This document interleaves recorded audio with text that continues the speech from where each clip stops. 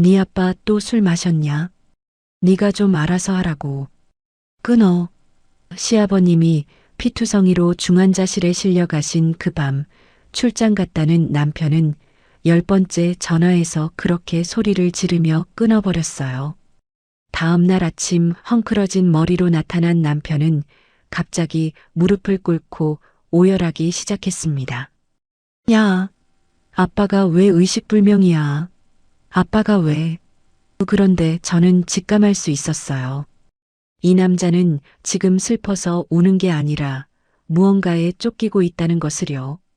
지금부터 한 여자의 차갑고 집요한 추적이 시작됩니다.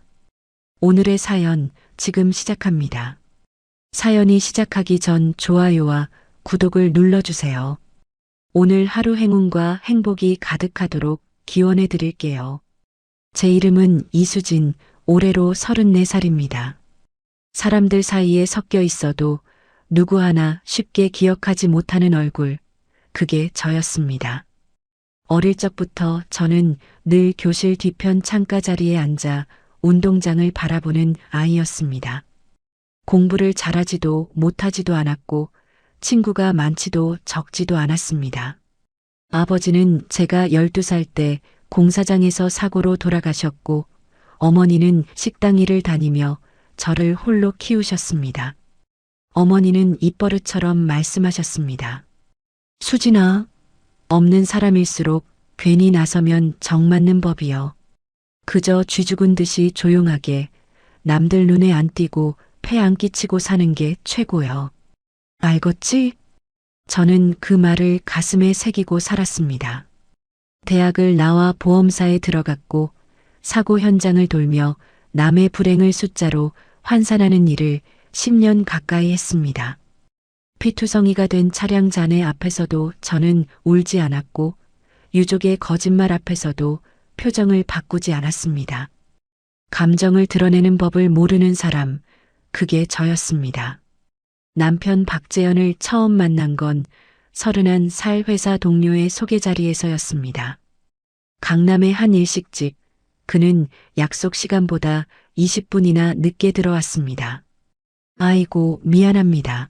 아니 글쎄 거래처 사장님이 내 바지가랑이를 붙잡고 안 놔주질 뭡니까? 허허, 나 원참.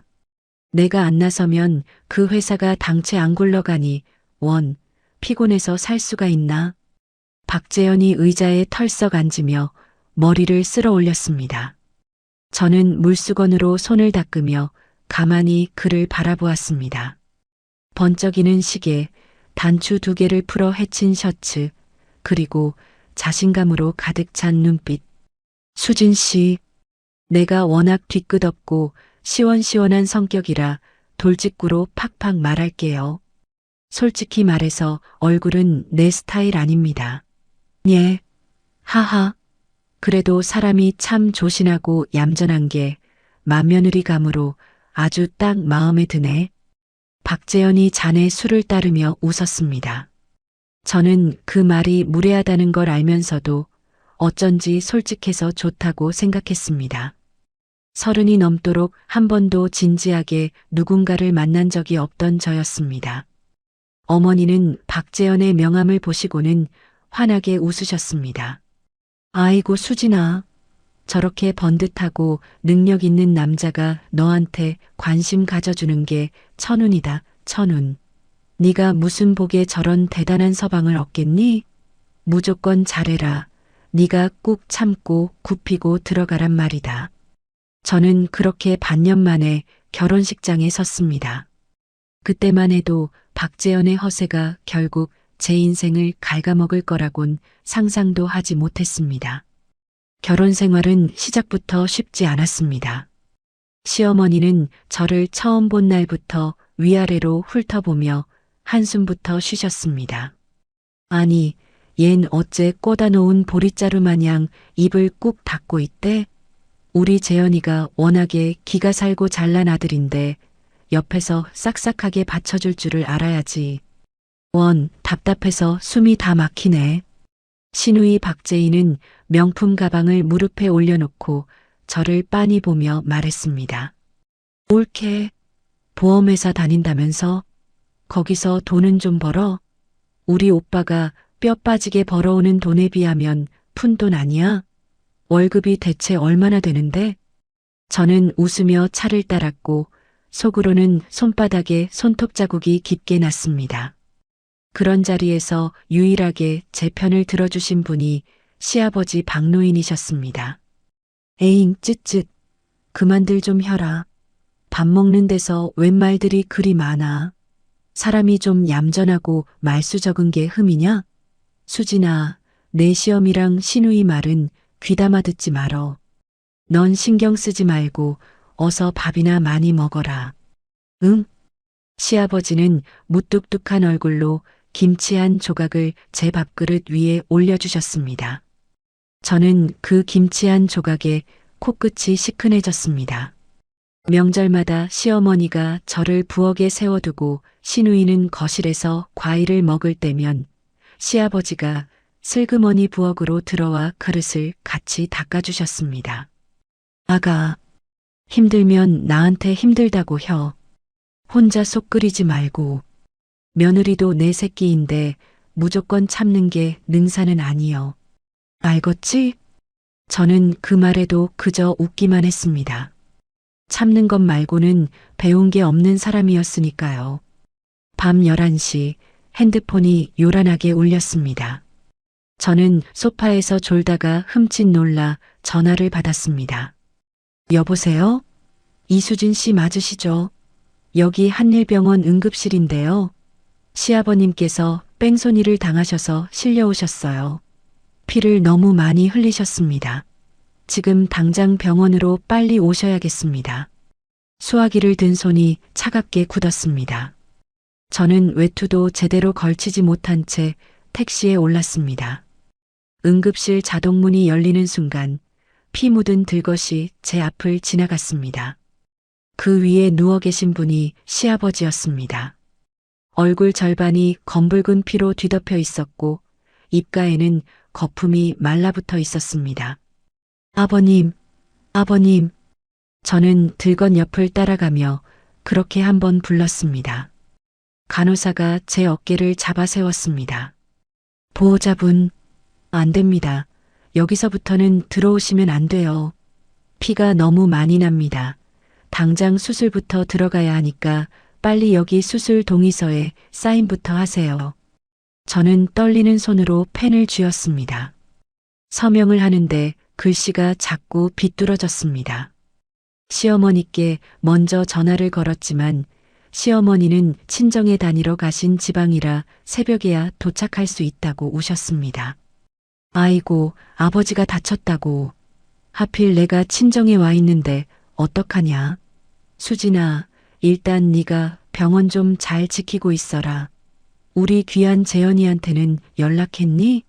어서 우리 아들한테 연락부터 해. 네, 지금 바로 하려고요, 어머님. 박재현은 전화를 받지 않았습니다. 한 번, 두 번, 세 번. 저는 수술실 앞 차가운 의자에 앉아 계속 통화 버튼을 눌렀습니다. 5번째에도 연결이 되지 않자 손끝이 차가워졌습니다. 7번째, 8번째, 10번째 신호음이 끝나갈 무렵 드디어 박재현의 목소리가 들렸습니다. 아, 진짜. 뭔데? 밤중에 왜 이렇게 전화질이야, 엉. 박재현의 혀가 꼬여 있었습니다. 뒤편에서는 여자의 웃음소리 같은 것이 희미하게 섞여 들렸습니다. 여보, 빨리 와야 해. 지금 아버님이. 아씨, 또 시작이네. 네 아빠 또 술 퍼마셨지. 내가 바쁘게 출장 와 있다고 몇 번을 말해. 별 시답잖은 일로 사람 귀찮게 하지 말고 네가 좀 알아서 해라, 좀. 박재현이 짜증 섞인 한숨을 내쉬며 말했습니다. 여보, 그게 아니라 아버님이 지금 뺑소니를 당하셔서. 뚝. 전화는 그렇게 끊어졌습니다. 저는 끊긴 휴대폰을 한참이나 들여다보았습니다. 액정에 비친 제 얼굴이 낯설어 보였습니다. 복도 끝 수술실 위에 빨간 불빛이 깜빡이는 동안 저는 단 한 방울의 눈물도 흘리지 않았습니다. 다만 가슴 한구석에 작고 단단한 무언가가 천천히 자리를 잡는 것을 느꼈습니다. 새벽 6시가 다 되어서야 박재현이 병원에 나타났습니다. 머리는 헝클어졌고 어제 입었던 셔츠 그대로였습니다. 박재현이 저를 보자마자 다짜고짜 멱살부터 잡았습니다. 야, 이수진, 너 도대체 제정신이야? 우리 아빠가 다쳤으면 당장 나한테 빨리빨리 말을 했어야지. 넌 입 놔뒀다 어디다 써먹어. 내가 10번도 넘게 전화했잖아. 당신이 술 마시고 바쁘다면서 끊어버렸잖아. 저는 박재현의 손을 천천히 떼어내며 말했습니다. 박재현이 입술을 깨물더니 수술실 쪽으로 달려갔습니다. 마침 수술이 끝나고 시아버지가 침대에 실려 나오는 참이었습니다.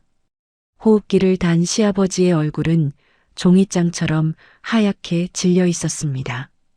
박재현이 그 모습을 보고는 두 다리에 힘이 풀린 듯 바닥에 주저앉았습니다. 아이고 아빠, 우리 아빠 어떡해. 아빠가 왜 이래. 아빠가 왜 이러고 누워있냐고. 아. 박재현이 두 손으로 머리를 쥐어뜯으며 통곡하기 시작했습니다.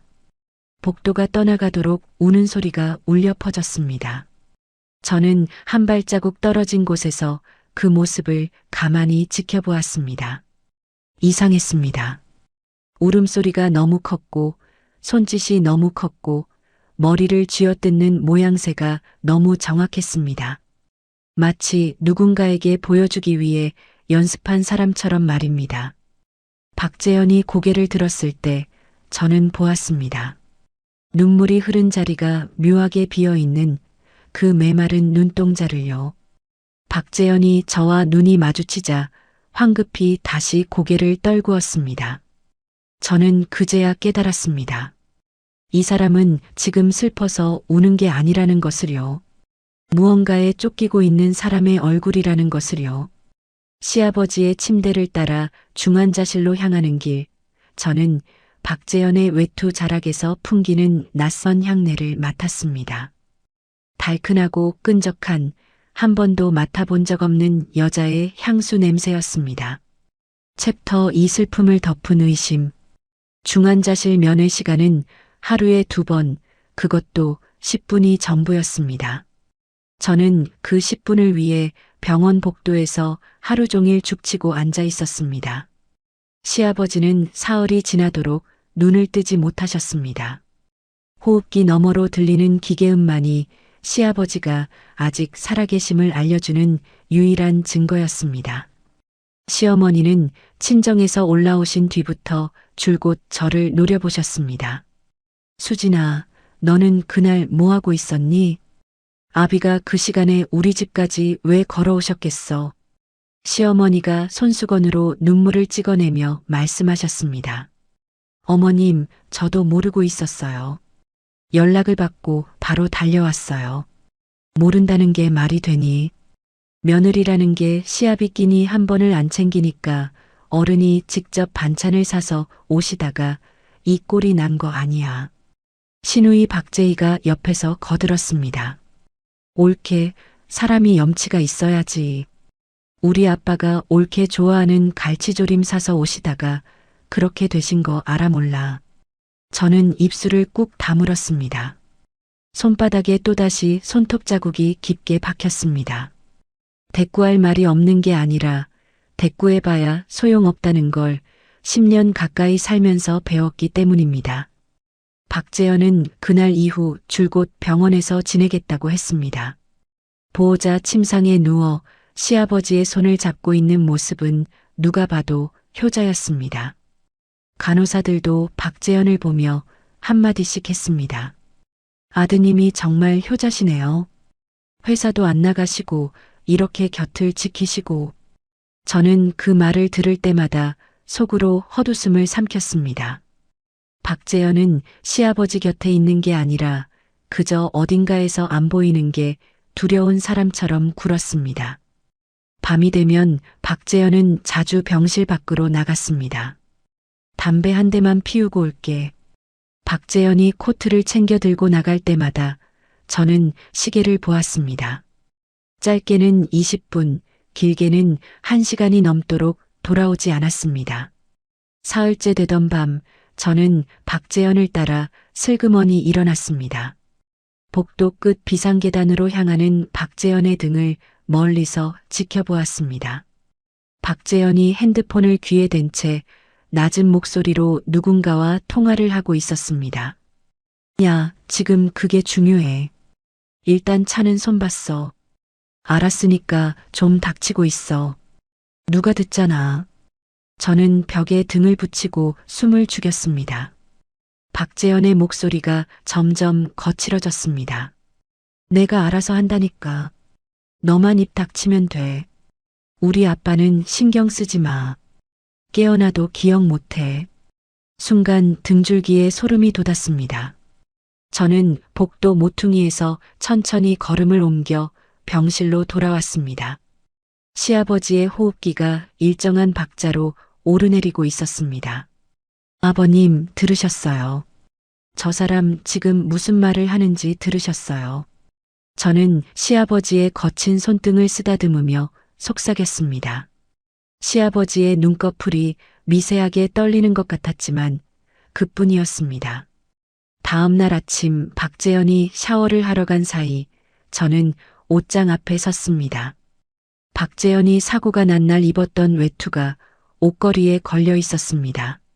저는 외투를 코끝에 가져다 댔습니다.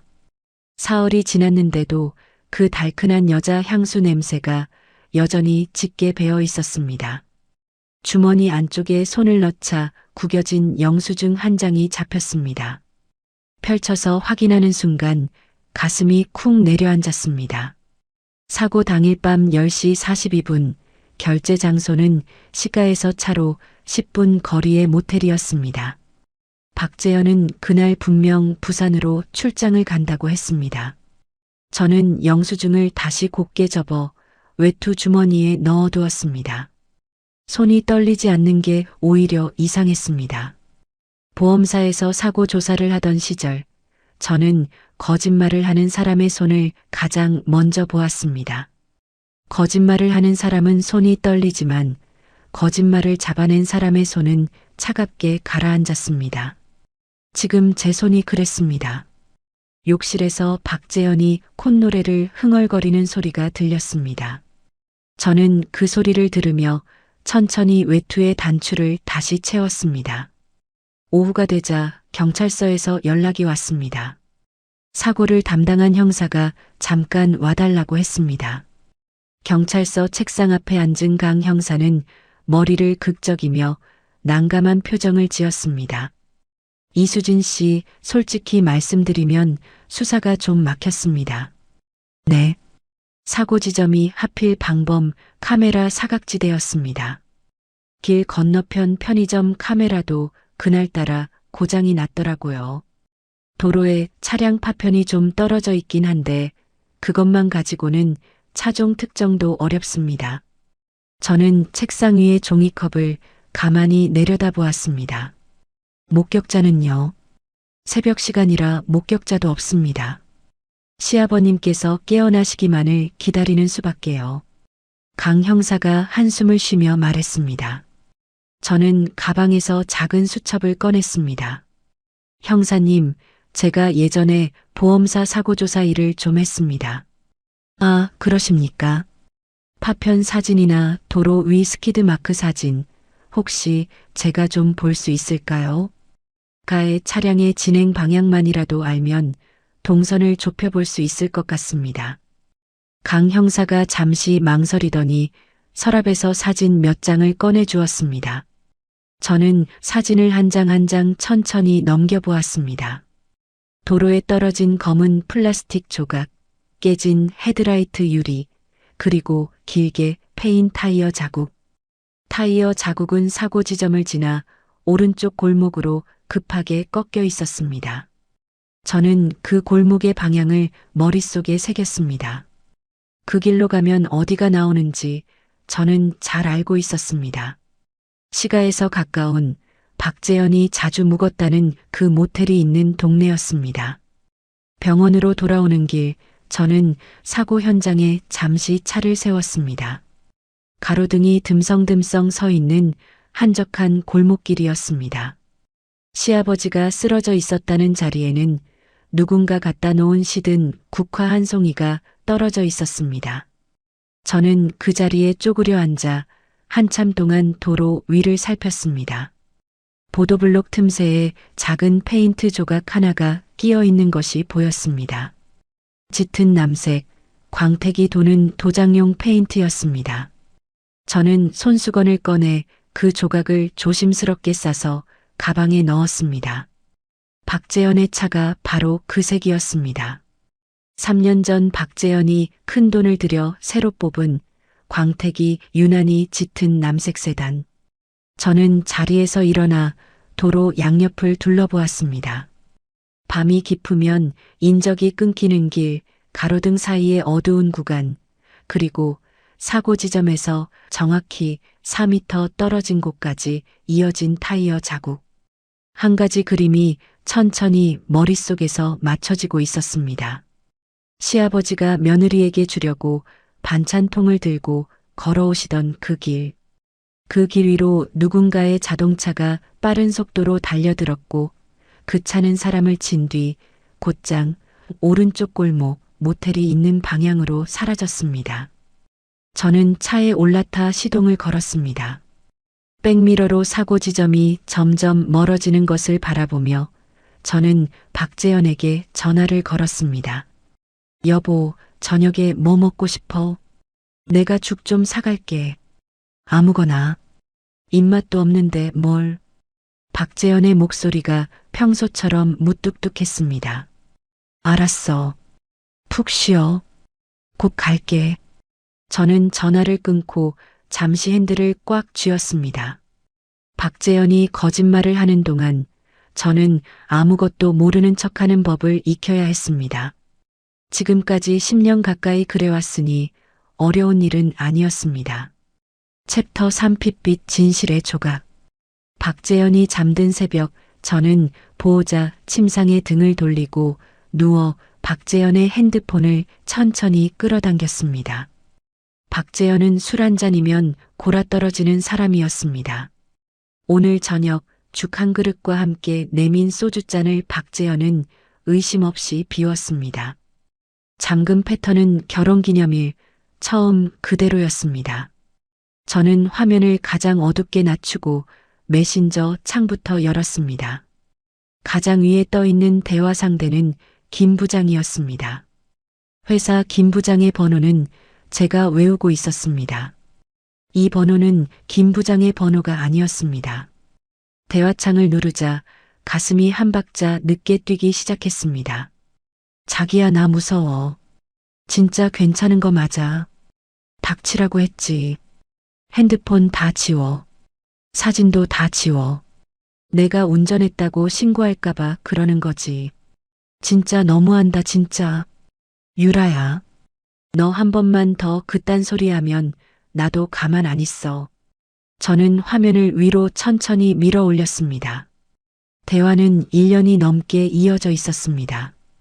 호텔 객실 사진, 같이 마신 술잔 사진, 박재현의 어깨에 머리를 기댄 여자의 얼굴, 짙은 화장에 입꼬리를 끌어올린 채 웃고 있는 그 여자가 오유라였습니다. 저는 박재현의 핸드폰 카메라 셔터 소리를 무음으로 바꾸고 대화창을 한 장 한 장 사진으로 찍어 제 핸드폰으로 전송했습니다. 전송이 끝나자 즉시 박재현의 핸드폰에 남은 전송 기록을 지웠습니다. 손가락 끝이 차가웠지만 떨리지는 않았습니다. 다음 날 저는 시어머니께 거짓말을 했습니다. 어머님, 저 아버님 드릴 미음 좀 끓이게 잠깐 집에 다녀올게요. 빨리 와라. 재현이 혼자 두지 말고. 시어머니가 손을 휘저으며 짜증 섞인 목소리로 말씀하셨습니다. 저는 병원을 나와 오유라가 자주 간다는 가게의 주소를 입력했습니다. 어제 새벽 오유라의 인스타그램 게시물 속 술잔 뒤로 흐릿하게 비친 간판을 확대해 알아낸 곳이었습니다. 강남의 좁은 골목 안쪽 간판도 작은 와인바였습니다. 저는 머리를 질끈 묶고 모자를 깊게 눌러 쓴 채 가게 안으로 들어갔습니다. 화요일 낮에 가게는 한산했고 구석 자리에 오유라가 앉아 있었습니다. 사진보다 얼굴이 작고 어깨가 좁은 여자였습니다. 손톱 끝에 박힌 작은 큐빅이 조명에 반짝였습니다. 오유라는 맞은편에 앉은 친구로 보이는 여자에게 한참 무어라 떠들고 있었습니다.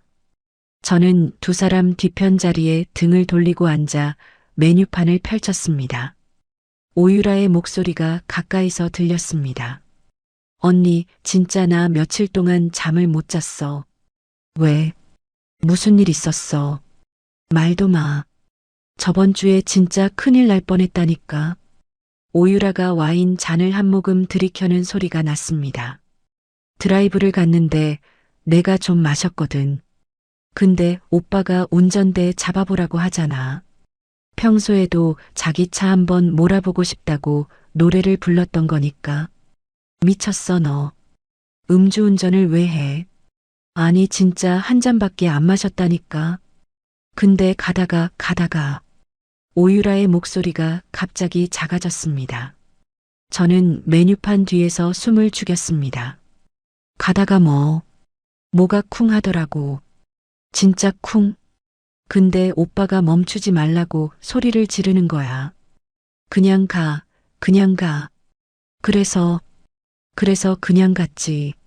멈추면 끝장이라고 막 화내니까 무서워서. 백미러로 봤는데 사람 같았어, 언니. 오유라가 자기 입을 손으로 막는 소리가 났습니다. 미친년아. 신고를 해야지. 하면 우리 둘 다 끝나는 거잖아. 오빠가 알아서 한대. 차도 다 손봐놨대. 저는 메뉴판을 펼친 채로 들고 있던 펜이 떨어지는 줄도 모르고 가만히 앉아 있었습니다. 귓속이 윙윙 울렸습니다. 시아버지의 호흡기 소리가 머릿속에서 함께 울렸습니다. 저는 자리에서 천천히 일어나 가게를 나왔습니다. 골목 끝에 다다랐을 때 저는 벽을 짚고 잠시 숨을 골랐습니다. 구역질이 올라왔지만 토할 것은 한 줌도 없었습니다. 며칠을 굶다시피 했으니까요. 그날 저녁 저는 박재현 앞에서 밥상을 차렸습니다. 시어머니께서 잠시 집에 들어가신 사이 병실에는 우리 둘뿐이었습니다. 저는 죽그릇을 박재현 앞에 밀어놓고 맞은편에 앉았습니다. 여보, 차는 어떻게 됐어? 박재현이 숟가락을 들다 말고 저를 쳐다봤습니다. 갑자기 차는 왜? 아버님 이렇게 누워 계신데 출퇴근이라도 해야 할 거 아니야. 회사도 언제까지 비울 거야. 아, 그거. 출장 갔다가 고속도로에서 엔진이 맛이 가서 거기 공업사에 맡겨놨어. 어디? 가서 내가 찾아올까? 당신 회사 출근하려면 차 있어야지. 됐어. 지방이라 멀어. 그냥 내가 알아서 할 거니까 신경 꺼. 박재현이 숟가락을 거칠게 내려놓았습니다. 여보, 신용카드 명세서에 그 공업사 결제 내역이 떴던데. 저는 미리 출력해둔 명세서를 식탁 위로 슬쩍 밀었습니다. 박재현의 눈동자가 흔들렸습니다. 넌 그런 걸 왜 들여다봐? 우리 부부 카드잖아. 이수진, 너 요즘 좀 이상한 거 알아? 사람이 좀 누워있다고 신경이 곤두서서 그러는 것 같은데 적당히 해. 박재현이 손가락으로 명세서를 톡톡 두드렸습니다. 저는 박재현의 눈을 똑바로 마주보며 웃었습니다. 미안. 내가 요즘 잠을 못 자서 그래. 여보가 알아서 한다니까 믿을게. 박재현이 어이없다는 듯 코웃음을 치고는 다시 숟가락을 들었습니다. 저는 그 명세서 속 공업사의 주소를 이미 머릿속에 새겨두었습니다. 경기도 외곽, 인적이 드문 마을에 있는 작은 공업사였습니다. 다음 날 저는 시어머니께 친정어머니가 편찮으시다는 핑계를 대고 새벽부터 차를 몰았습니다. 2시간을 달려 도착한 공업사는 간판도 색이 다 바랜 허름한 곳이었습니다. 저는 차에서 내리지 않고 길 건너편 골목에 차를 세웠습니다. 가방에서 망원 렌즈를 꺼내 카메라에 끼웠습니다. 보험사 시절 쓰던 낡은 카메라였습니다. 공업사 셔터가 반쯤 올라간 사이로 짙은 남색 차의 뒷부분이 보였습니다. 저는 셔터를 눌러 사진을 찍었습니다. 잠시 후 작업복을 입은 남자가 차 앞쪽으로 걸어 나왔습니다. 그 남자가 비켜선 순간 차의 앞 범퍼가 드러났습니다. 오른쪽 헤드라이트는 통째로 뜯겨나가 있었고 보닛은 가운데가 움푹 들어가 있었습니다. 운전석 쪽 팬더에는 거뭇한 핏자국 같은 얼룩이 그대로 말라붙어 있었습니다. 저는 카메라 셔터를 연속으로 눌렀습니다. 파손된 부위, 번호판, 차대 번호가 보이는 각도까지. 그 차는 분명 박재현의 차였습니다. 저는 카메라를 가방에 넣고 천천히 차를 돌렸습니다. 운전석에 앉아 핸들에 이마를 잠시 갖다 댔습니다. 시아버지께서 그날 밤 며느리 좋아하는 갈치조림 한 통을 손에 들고 걸어오시던 그 어두운 길, 그 길로 자기 자식 명의의 차가 달려들었다는 사실을 시아버지는 아셨을까요? 조수석에 앉아있던 자기 아들이 부딪힌 사람을 두고 그냥 가자고 소리쳤다는 사실을 아셨다면 시아버지의 그 거친 손은 어떻게 떨렸을까요? 저는 핸들에서 이마를 떼고 룸미러를 보았습니다. 거울 속에 저는 울고 있지 않았습니다. 다만 눈동자 안쪽이 천천히 굳어가고 있었습니다. 서울로 돌아오는 고속도로 위 저는 한마디도 입 밖으로 내지 않았습니다. 다만 마음속으로 한 가지를 정했습니다. 이 일은 경찰에 맡기지 않을 것입니다. 적어도 아직은요. 챕터 4 어둠 속의 조력자. 서울로 돌아온 그 밤 저는 한숨도 자지 못했습니다. 공업사에서 찍어온 사진을 노트북 화면에 띄워놓고 한 장씩 들여다보았습니다. 범퍼의 찌그러진 모양, 헤드라이트의 깨진 각도, 보닛 위에 말라붙은 검붉은 자국, 보험사에서 10년 가까이 보아온 사고 차량의 흔적이 그대로 거기 있었습니다. 그러나 사진만으로는 부족했습니다. 박재현은 영리한 사람이 아니지만 거짓말에는 능했습니다. 경찰서에 사진을 들고 가도 박재현은 그저 사고가 나서 수리를 맡긴 거라고 우겨댈 것이 분명했습니다. 시아버지가 깨어나시지 못하는 한 그 차가 시아버지를 친 바로 그 차라는 증거가 필요했습니다. 저는 새벽 2시까지 손바닥으로 얼굴을 비비다가 결국 밖으로 나왔습니다. 사고가 났던 그 골목길로 차를 몰았습니다. 가로등 아래 시든 국화는 누군가 치워버렸는지 보이지 않았습니다. 저는 골목 입구에 차를 세워두고 한참을 그 자리에 서 있었습니다. 사고 시각은 밤 10시 반에서 11시 사이. 그 시간에 이 좁은 길을 지나갔을 누군가가 분명히 있을 것이라고 저는 믿었습니다. 다음 날 아침부터 저는 전단지를 만들었습니다. 제 시아버지가 이 자리에서 뺑소니를 당하셨습니다. 그날 밤 이 길을 지나가신 분 작은 정보라도 줬습니다. 제 휴대전화 번호를 큼지막하게 찍어 넣었습니다. 사고 지점 반경 1km 안에 있는 가게마다 양해를 구하고 한 장씩 붙였습니다. 편의점, 세탁소, 분식집, 노래방 입구. 가게 주인들은 대부분 혀를 차며 고개를 끄덕여 주었습니다. 아이고, 안 됐네요. 어른이 그런 일을 당하셨다니. 이동리가 밤만 되면 불이 다 꺼져서 무서워요. 뭔 단서라도 좀 나오길 빌어요. 저는 사흘 동안 그 골목을 돌고 또 돌았습니다. 발이 부르트고 입술이 갈라졌지만 멈출 수 없었습니다.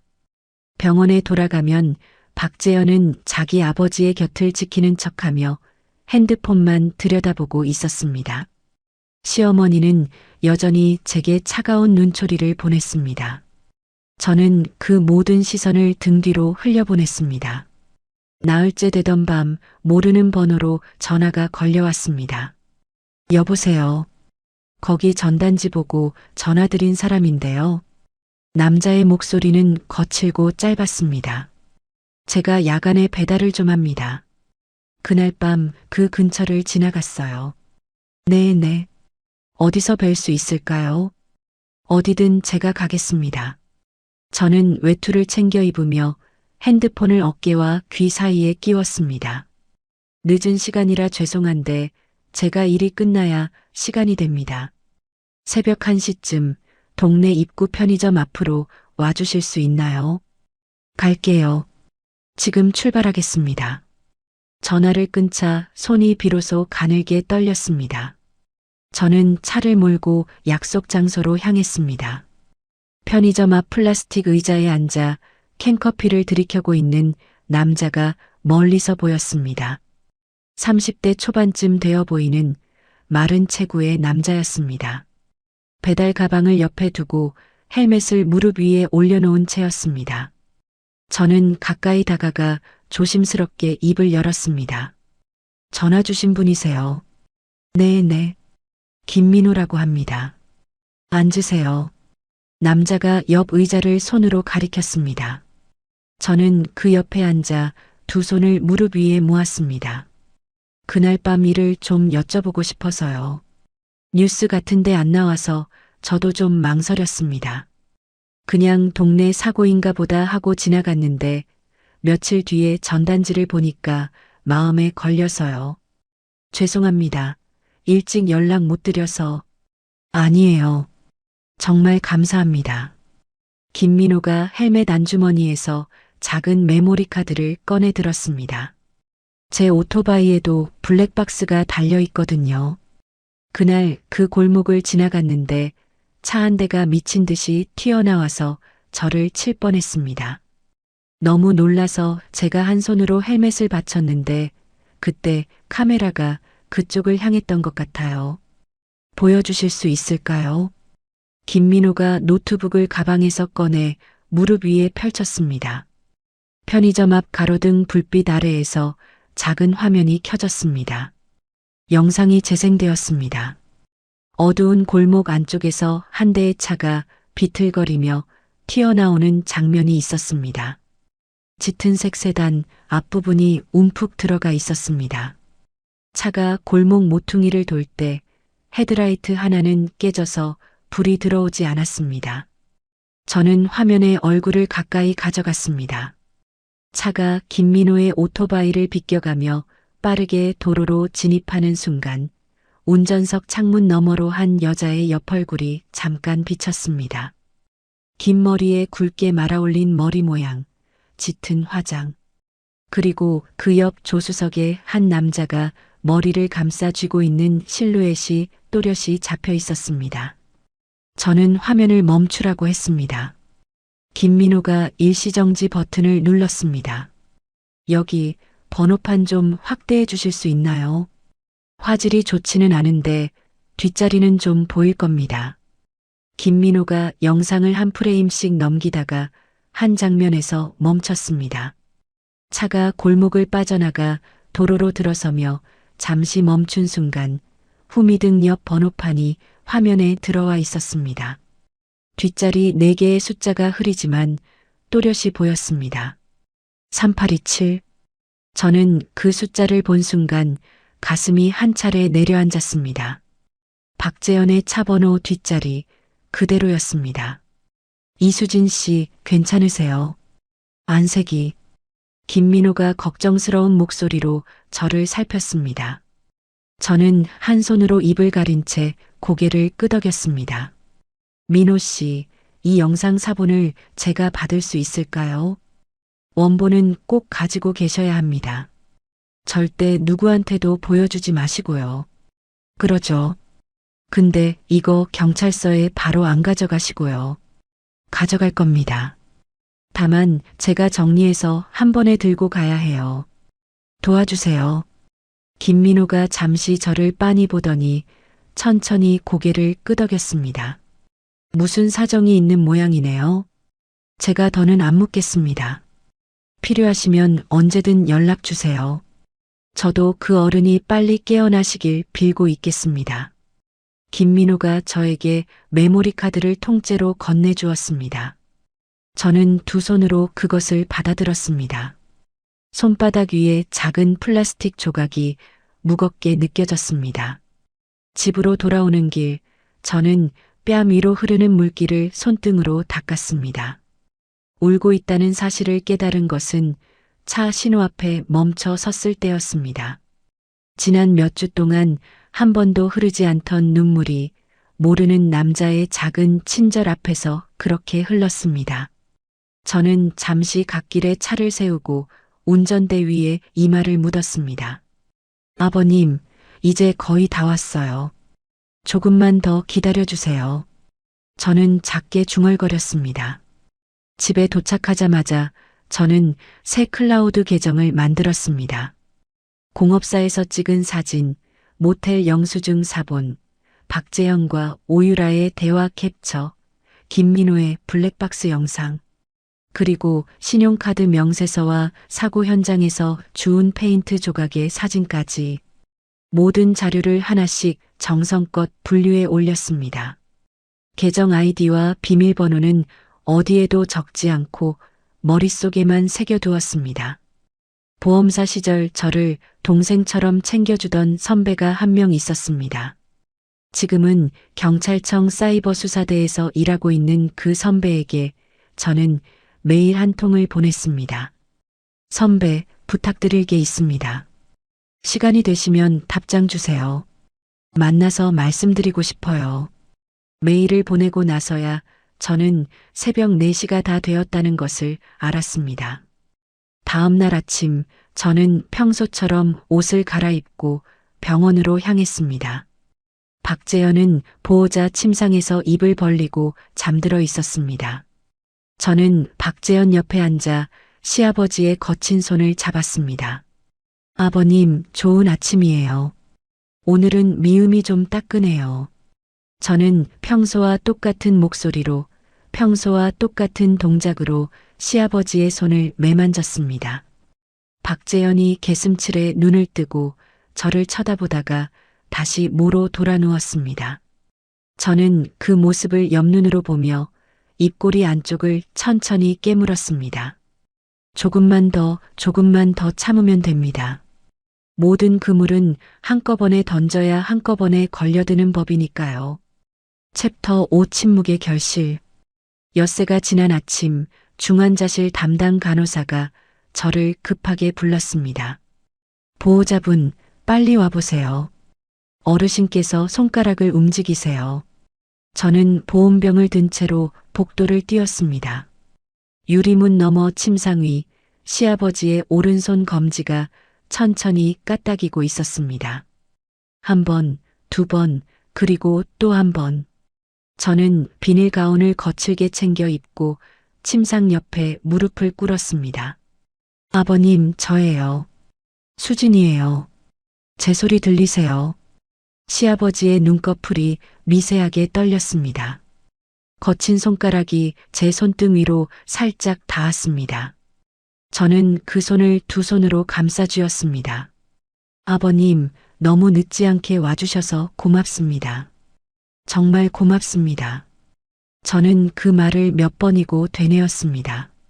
당직 의사가 들어와 시아버지의 눈에 작은 불빛을 비추며 동공을 살폈습니다. 의식이 돌아오시는 초기 단계로 보입니다.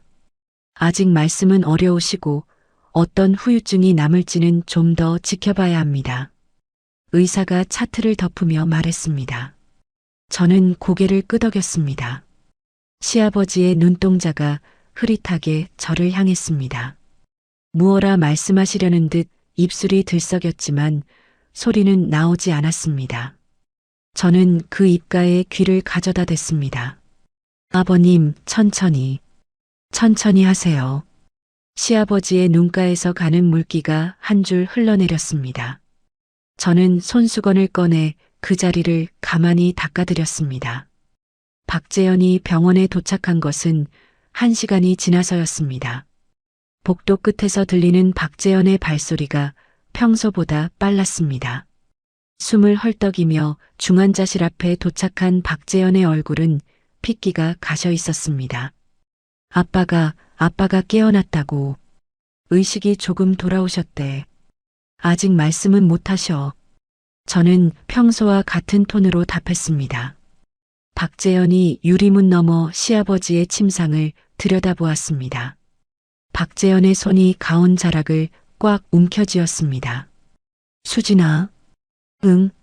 아빠가 뭐 말씀하셨어? 너한테 뭐라고 말씀하시디? 박재현이 침을 삼키며 물었습니다. 저는 잠시 박재현의 옆 얼굴을 가만히 바라보았습니다. 땀이 관자놀이를 타고 흐르고 있었습니다. 말씀은 못하셔. 아직 눈만 잠깐 뜨셨다 감으셨다 해. 그래. 박재현이 숨을 길게 내쉬며 의자에 풀썩 앉았습니다. 저는 그 어깨가 안도로 천천히 내려가는 것을 똑똑히 보았습니다. 여보, 시어머니께는 내가 연락드릴게. 당신은 잠깐 회사에 들렀다 와. 며칠째 아무것도 못했잖아. 그래. 그게 낫겠다. 박재현이 자리에서 일어나며 핸드폰을 꺼내 들었습니다. 복도 끝으로 걸어가며 누군가에게 전화를 거는 박재현의 등이 보였습니다. 야, 일단 좀 진정해. 말씀 못하신대. 아니, 아무것도 아니야. 끊어. 박재현의 낮은 목소리가 띄엄띄엄 들렸습니다. 저는 중환자실 안으로 다시 들어가 시아버지의 손을 잡았습니다. 아버님, 죄송해요. 조금만 더 모른 척 하셔야 해요. 며칠만 더 참아주세요. 시아버지의 손가락이 제 손바닥을 한번 천천히 눌렀습니다. 저는 그 작은 신호를 한참 동안 가슴으로 받았습니다. 그날 저녁 저는 병원 근처 작은 카페 구석 자리에서 보험사 시절 선배를 만났습니다. 선배는 머리가 희끗희끗해진 모습으로 자리에 앉아 따뜻한 차를 시켰습니다.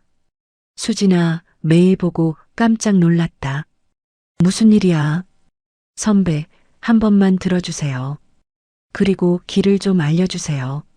저는 가방에서 두툼한 봉투를 꺼냈습니다. 그 안에는 클라우드에 올려둔 자료의 출력본이 가지런히 들어 있었습니다. 모텔 결제 영수증의 사본, 공업사에서 찍은 차량 사진 여러 장, 박재현과 오유라의 메신저, 대화 캡처, 김민호가 건네준 블랙박스 영상의 캡처본, 그리고 사고 현장의 페인터 조각 분석 의뢰서. 선배는 봉투에서 자료를 꺼내 한 장씩 천천히 넘겨보았습니다. 중간쯤 갔을 때 선배의 손이 멈췄습니다. 수진아, 이거. 네. 시아버님을 친차해요. 운전한 사람은 남편의 내연녀고 조수석엔 남편이 있었어요. 선배가 안경을 벗어 한 손으로 눈가를 꾹 눌렀습니다. 이 자료 지금 너만 가지고 있는 거지. 클라우드에 사본을 올려놨고 메모리 카드 원본은 제보해 주신 분이 가지고 계세요. 잘했다. 정말 잘했어. 근데 수진아, 너 혼자 들고 있으면 안 돼. 남편 쪽이 눈치채면 너부터 위험해진다. 선배가 자료를 봉투에 다시 정리해 넣었습니다. 내가 사이버 수사대 후배 한 명을 붙여줄게. 정식 절차로 받아 처리하라고 할 거야. 너는 지금처럼만 행동해. 아무것도 모르는 척, 평소처럼. 네, 그렇게 할게요. 한 가지만 약속해. 절대 혼자 그 사람들이랑 부딪히지 마. 알았지? 네. 선배가 차를 한 모금 마시고는 저를 한참 바라봤습니다. 수진아, 너 옛날하고 많이 달라졌다. 그래요. 눈이 살아있어.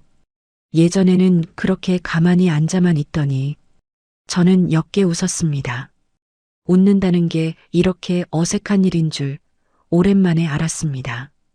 밤 10시 저는 시아버지의 손을 한 번 더 쥐어드리고 병실을 나섰습니다. 복도 자판기 앞에 시어머니가 서 계셨습니다. 종이컵을 들고 있는 손이 한참을 가만히 멈춰 있었습니다. 어머님, 따끈한 거 드시고 들어가세요. 수진아.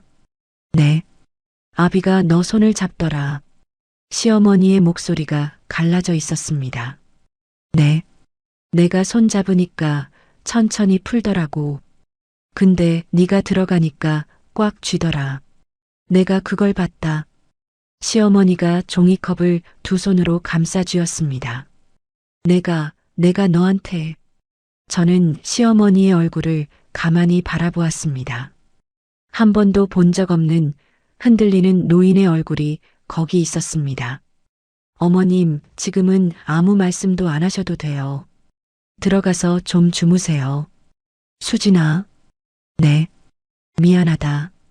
시어머니가 그 한마디를 떨어뜨리고는 종이컵을 든 채 복도 끝으로 천천히 걸어가셨습니다.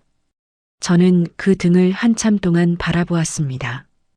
가슴 한구석이 묘하게 비어가는 것 같기도 하고 어떤 자리가 새로 생기는 것 같기도 했습니다. 그러나 그뿐이었습니다. 저는 시어머니의 사과 한마디로 지난 10년을 덮어버릴 만큼 어리석은 사람이 아니었습니다. 다만 한 가지는 분명해졌습니다. 이 집안에서 진실이 드러나는 날 가장 무너질 사람은 박재현이 아니라 저 노인이 될 것이라는 사실이요. 집으로 돌아오는 길 박재현에게서 문자가 왔습니다. 오늘 회사에 일이 좀 늦게 끝날 것 같아. 너 먼저 자. 저는 답장을 보냈습니다. 응. 운전 조심해. 화면을 끄고 핸들을 잡은 손에 가만히 힘을 주었습니다. 오유라가 또 박재현을 어딘가로 불러낸 모양이었습니다. 저는 백미러 속의 제 얼굴을 잠시 들여다보았습니다. 거울 안에 저는 더 이상 결혼사진 속 그 여자가 아니었습니다. 얼굴은 야위었고 입가에는 평생 들어본 적 없는 단단한 선이 들어서 있었습니다. 저는 가속 페달을 천천히 밟았습니다. 박재현과 오유라가 어디에서 무엇을 하든 그 시간들은 모두 그들의 마지막 자유를 갉아먹는 시간이 될 뿐이었습니다. 저는 그 사실을 알고 있었고 그들은 모르고 있었습니다. 그 차이 하나가 지난 몇 주 동안 제가 잃지 않으려고 그토록 애쓴 단 하나의 것이었습니다. 챕터 6 무너지는 밤. 박재현의 의심이 시작된 것은 그 다음 주 월요일 저녁이었습니다. 시어머니께서 잠시 집에 들어가신 사이 박재현이 보호자 침상 아래에서 무언가를 꺼냈습니다. 제가 잠시 화장실에 다녀온 사이 가방을 뒤진 모양이었습니다. 병실 문을 열고 들어선 순간 박재현이 제 가방을 바닥에 내동댕이 쳤습니다. 이게 다 뭐야? 박재현의 손에 종이 한 장이 구겨져 있었습니다. 공업사에서 찍은 사진을 작게 인쇄해 둔 출력물이었습니다. 가방 안쪽 주머니에 깊숙이 넣어둔 것을 박재현이 기어이 찾아냈습니다. 저는 짧게 숨을 들이마셨습니다. 여보, 진정해. 진정하라고. 이게 뭐냐고 묻잖아. 박재현이 사진을 제 얼굴 앞으로 들이밀었습니다. 너 나 뒷조사하고 다닌 거지. 어디까지 알아봤어. 어디까지. 환자 옆에서 목소리 좀 낮춰. 닥쳐. 박재현이 사진을 구겨 바닥에 던졌습니다. 박재현의 눈에 그동안 한 번도 본 적 없는 빛이 어려 있었습니다. 허세 가득하던 평소의 그 눈이 아니었습니다. 짐승이 코너에 몰렸을 때 짖는 표정이었습니다. 이수진, 따라 나와. 박재현이 제 팔목을 거칠게 잡아 끌었습니다.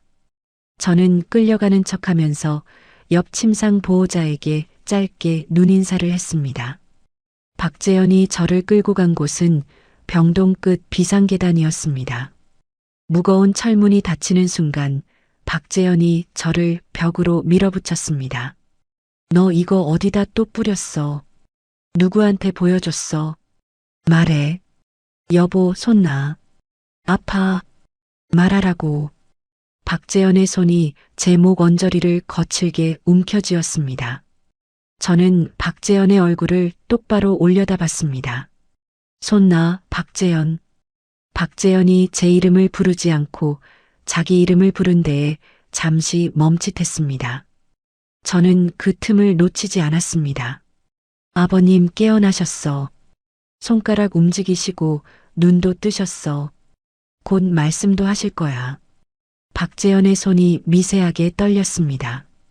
뭐? 의사 선생님이 그러셨어. 의식이 돌아오고 있는 단계라고. 사고 당시 기억이 돌아올 가능성이 높대. 저는 천천히 또박또박 말했습니다. 박재현의 손에서 힘이 빠지는 것이 느껴졌습니다. 저는 그 손을 가만히 떼어내며 한 발 옆으로 비켜섰습니다. 여보, 지금이라도 자수해. 사람을 친 거잖아. 그 사람이 당신 아버지였잖아.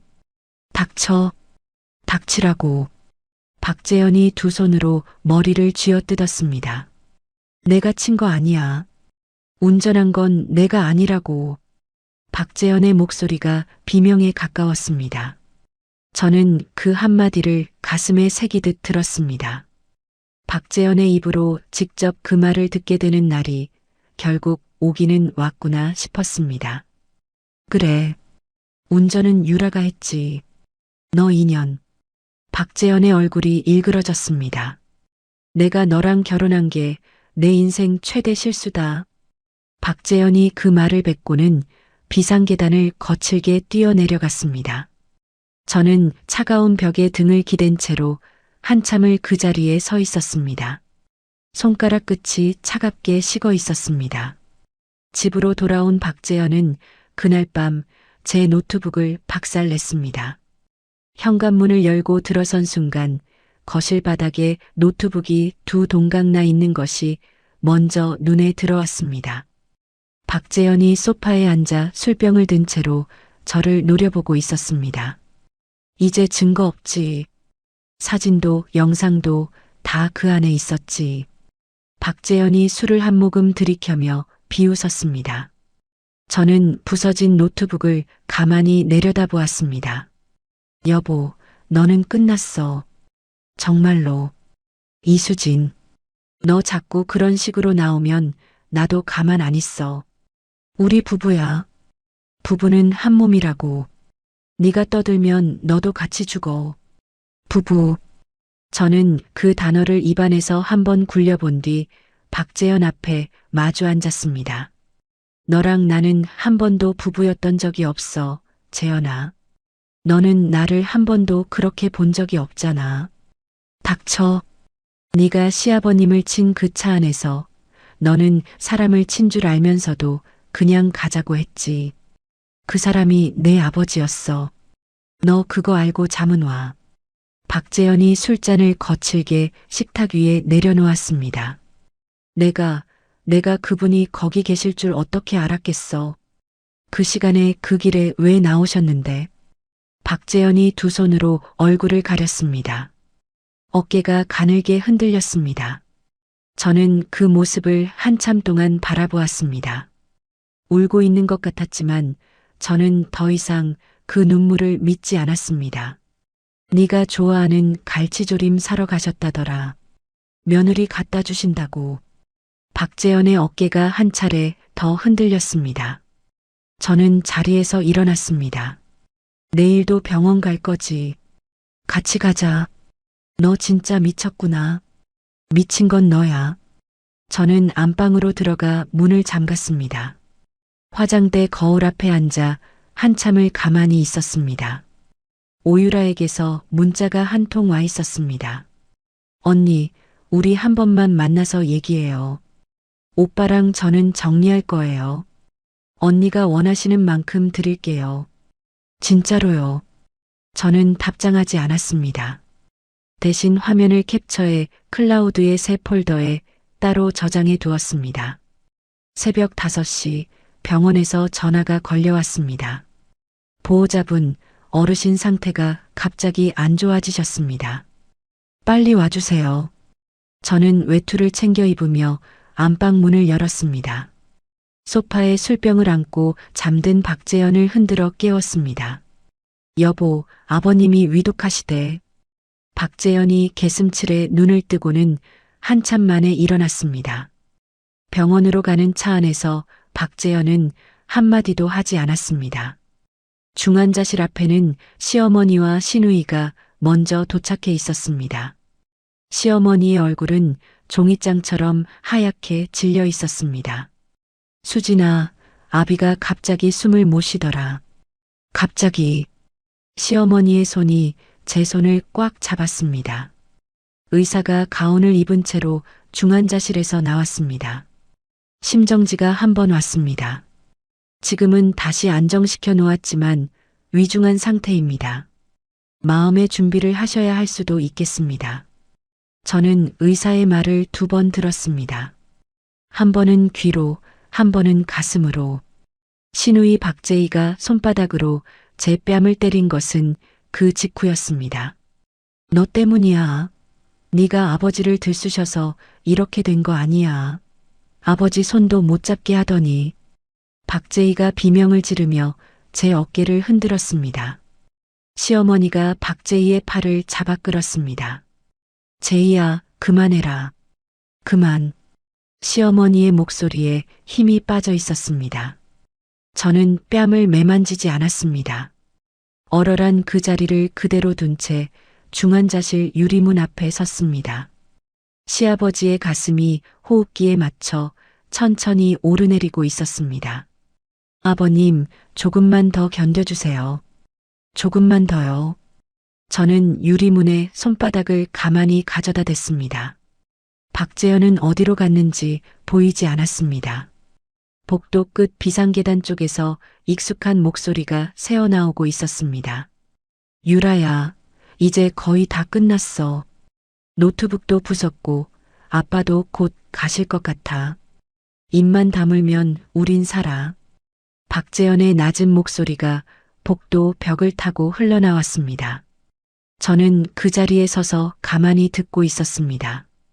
가슴 안쪽 어딘가에서 작고 단단한 무언가가 마지막 자리에 딸각 끼워 맞춰지는 소리가 들렸습니다. 저는 핸드폰을 꺼내 익숙한 번호를 천천히 눌렀습니다. 선배, 이제 시작할게요. 챕터 7 덫에 걸린 짐승들. 시아버지께서 끝내 눈을 감으신 것은 그 새벽이 지나고 사흘이 더 흐른 뒤였습니다. 호흡기가 멈춘 자리에 긴 침묵이 내려앉았습니다.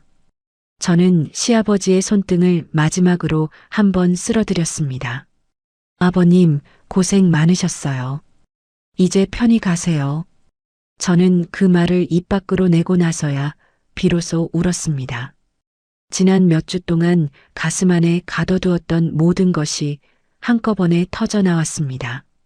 시어머니가 제 어깨에 머리를 기댄 채 같이 울었습니다. 박재현은 침대 발치에 서서 2 손으로 입을 가린 채 고개를 떨구고 있었습니다. 어깨가 떨리고 있었지만 그 떨림이 슬픔인지 안도인지 저는 알 수 있었습니다. 시아버지의 시신이 흰 천에 덮여 영안실로 옮겨지는 동안 저는 박재현의 뒷모습을 가만히 지켜봤습니다. 복도 끝에서 박재현이 핸드폰을 꺼내 짧은 문자 한 통을 보내는 것이 보였습니다.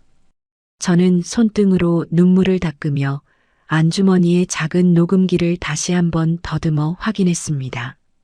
장례식장은 시내의 큰 병원 지하 1층에 마련되었습니다.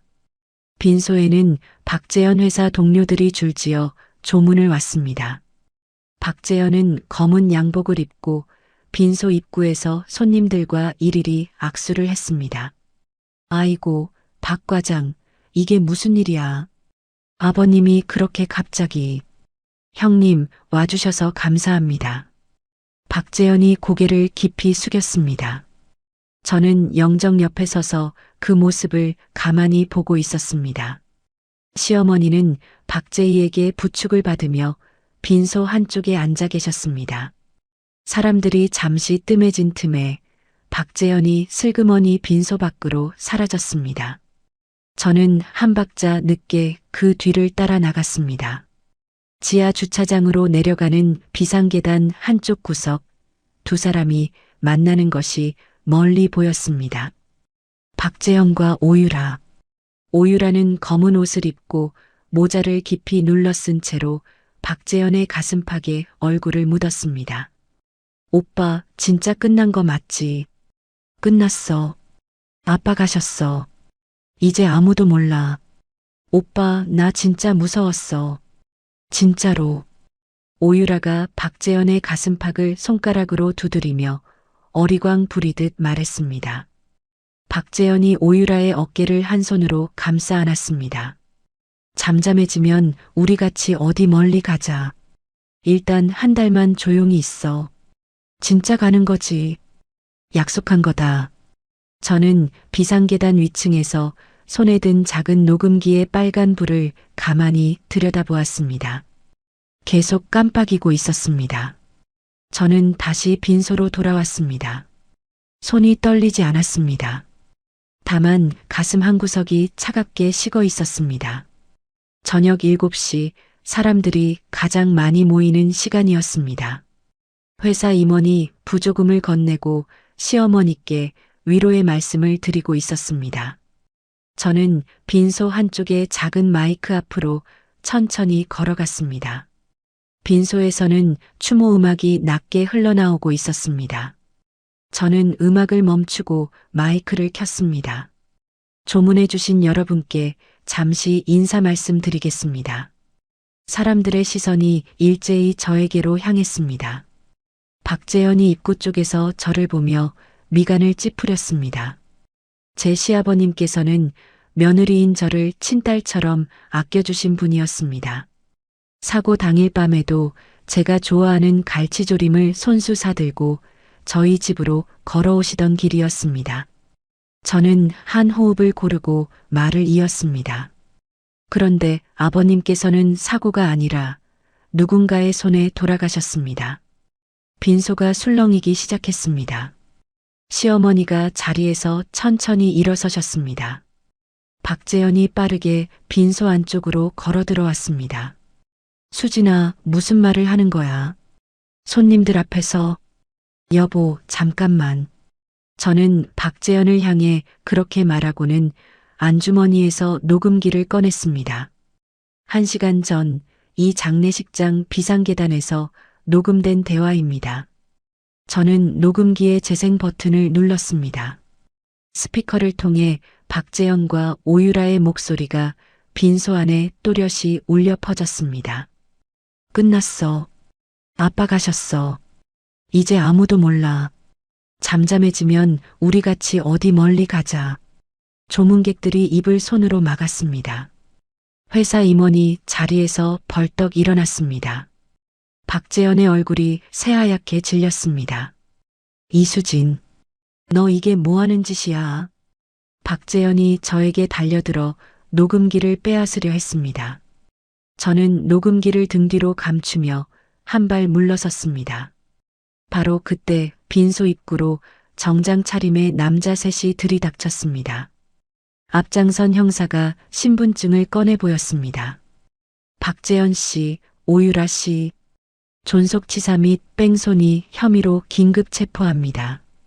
박재현이 그 자리에 그대로 굳었습니다. 오유라는 마침 빈소 입구 쪽으로 슬그머니 들어오던 참이었습니다. 형사 한 명이 오유라의 손목을 잡았습니다. 이거 뭐예요? 나요. 놓으라고요. 오유라가 발버둥을 쳤습니다. 박재현은 형사에게 양팔을 잡힌 채로 저를 향해 소리를 질렀습니다. 이수진, 너 무슨 짓을 한 거야? 내가 한 거 아무것도 없어, 재현아. 네가 한 일이지. 저는 또박또박 답했습니다. 박재현이 발광하듯 몸을 비틀었습니다. 운전한 거 내가 아니야. 유라가 했어. 전현이 다 했다고. 박재현이 오유라를 향해 손가락을 뻗었습니다. 오유라의 얼굴이 일그러졌습니다. 이 새끼가 멈추라고 한 게 누군데? 그냥 가자고 한 게 누군데? 다 너잖아. 사람 친 거 알면서 도망치자고 한 거 너잖아. 오유라가 박재현을 향해 비명을 질렀습니다. 닥쳐, 이년아. 내가 시켰어도 운전은 네가 한 거야. 네가 친 거라고. 이 미친 새끼야. 내가 죽일 거야 너. 두 사람이 형사들의 손을 뿌리치며 서로에게 달려들었습니다. 형사들이 두 사람을 거칠게 떼어놓는 동안 빈소아는 비명과 고함으로 아수라장이 되었습니다. 시어머니가 그 자리에 그대로 주저앉으셨습니다. 재현아, 재현아. 이게 무슨 소리야? 거짓말이지.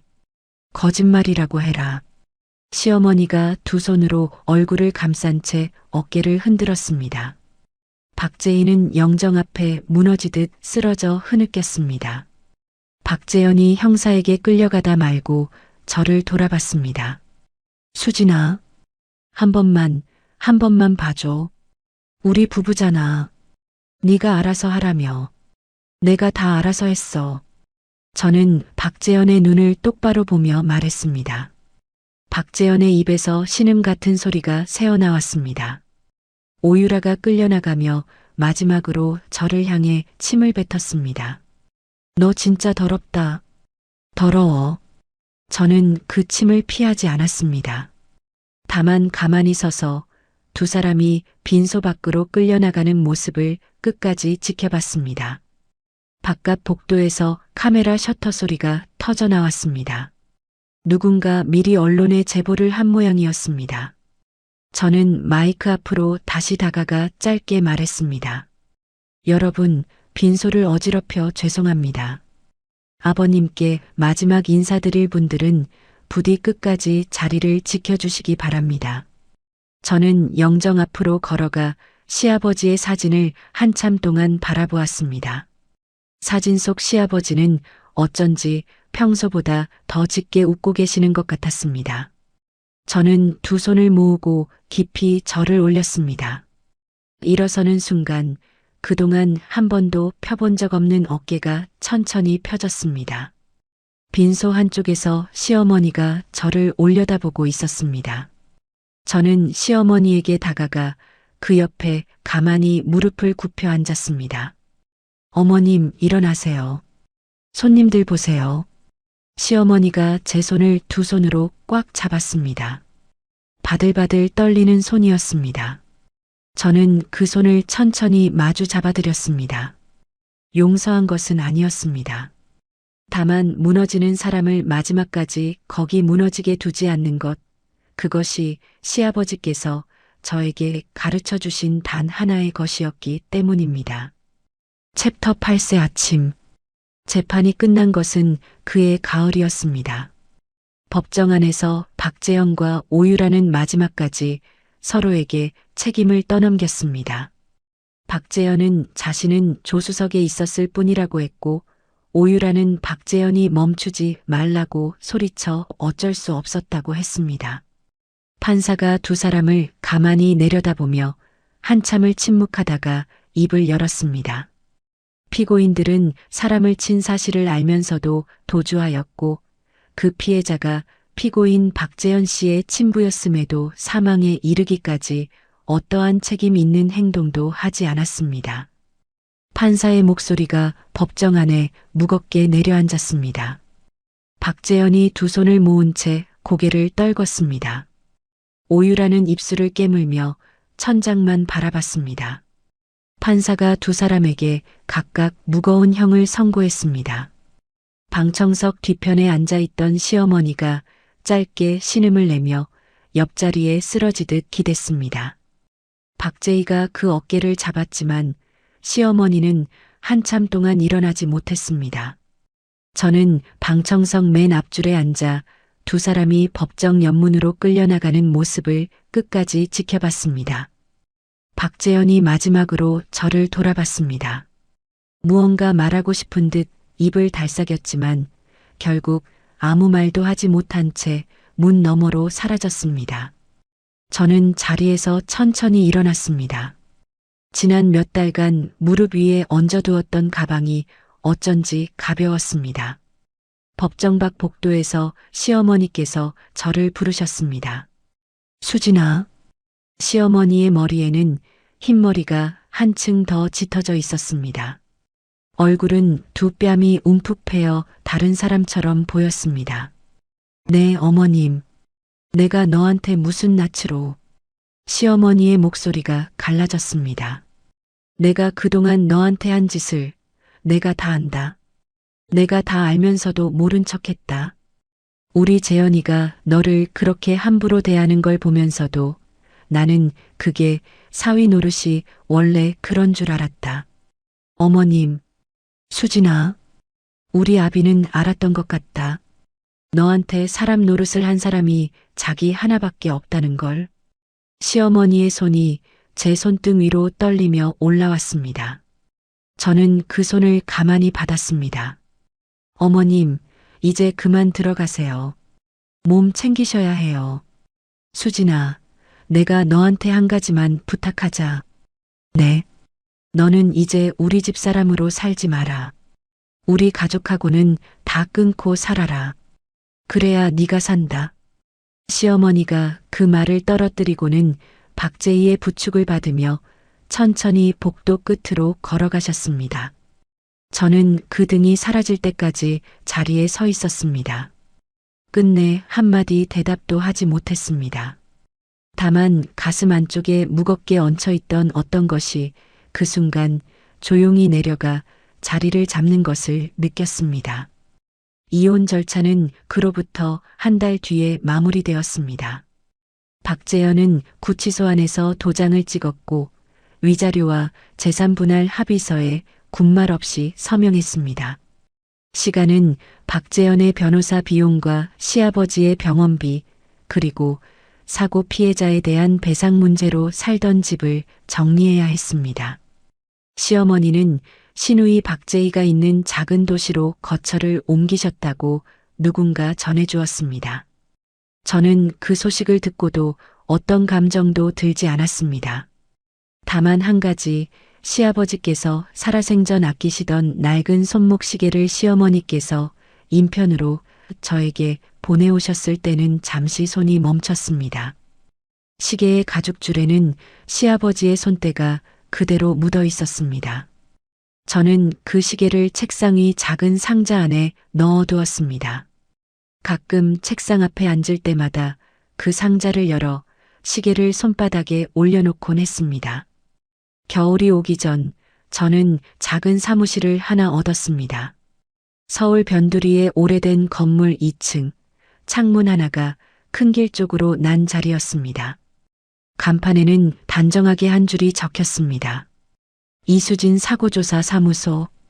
보험사 선배가 첫날 화분을 들고 찾아왔습니다. 수진아, 잘했다. 정말 잘했어. 선배 덕분이에요. 내 덕은 무슨. 너 혼자 다 한 거지. 선배가 창가에 화분을 내려놓으며 웃었습니다. 김민호 씨에게서도 짧은 문자가 한 통 왔습니다. 이수진 씨 사무소 차리셨다는 소식 들었어요. 잘 되시기려. 저도 늘 그 어른 생각하면서 안전하게 다니고 있습니다. 저는 답장을 보냈습니다. 민호 씨 덕분에 살았어요. 늘 고맙습니다. 배달 다니시다 다치지 마세요. 사무소를 차리고 한 달이 지났을 무렵 첫 의뢰가 들어왔습니다. 오토바이 사고를 당한 청년의 어머니가 보험사 보상이 부당하다며 저를 찾아왔습니다. 저는 그분의 손을 잡고 차근차근 설명을 드렸습니다. 어머님, 천천히 하셔도 됩니다. 제가 끝까지 같이 봐드릴게요. 그분이 제 손등을 두드리며 눈물을 닦으셨습니다. 고마워요, 정말. 사람을 그렇게 봐주는 분을 만나기가 얼마나 어려운지 몰라요. 저는 그 말에 가만히 웃었습니다. 한때 저 자신이 그런 말을 들어보고 싶어 평생을 참고 살았다는 사실이 그제야 새삼 떠올랐습니다. 봄이 다시 왔습니다. 저는 시아버지의 납골당에 갔습니다. 손에는 작은 보온병 하나를 들고 있었습니다. 보온병 안에는 갈치조림 한 토막이 따끈하게 들어 있었습니다. 시아버지가 그날 밤 손에 들고 걸어오시던 그 반찬이었습니다. 저는 납골당 작은 칸 앞에 보온병을 내려놓았습니다. 아버님, 저 왔어요. 유리 너머의 사진 속에서 시아버지가 무뚝뚝한 얼굴로 저를 보고 계셨습니다. 아버님, 저 이제 사무실 차렸어요. 사람들이 저를 찾아와요. 신기하죠?